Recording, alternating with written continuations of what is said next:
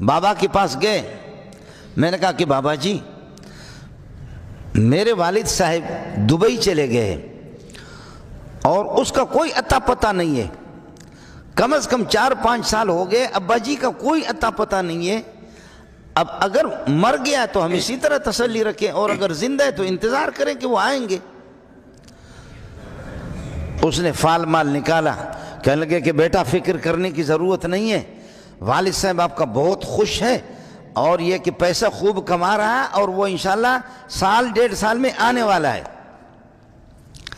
میں نے ساتھیوں سے کہا کہ اب دیکھ لو کیسے ماشاءاللہ جانتا ہے، میرے ابا کو 55 سال ہو گئے کہ پہلے انتقال ہو چکا۔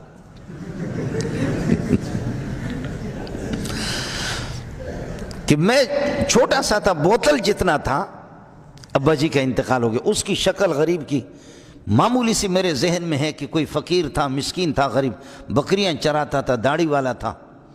اور امروٹی شریف رحمۃ اللہ علیہ، سید تاج محمد امروٹی رحمۃ اللہ علیہ کے مرید تھے، لوگوں سے سنا،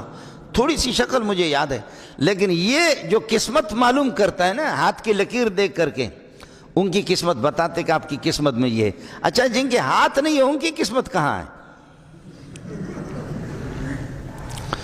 ہاتھ دیکھ کر کے، ہاتھ کے لکیر دیکھ کر کے قسمت بتاتا ہے کہ آپ کی قسمت میں مال ہے، آپ کی قسمت میں 2 بیویاں، آپ کی قسمت میں 3-4 ہے۔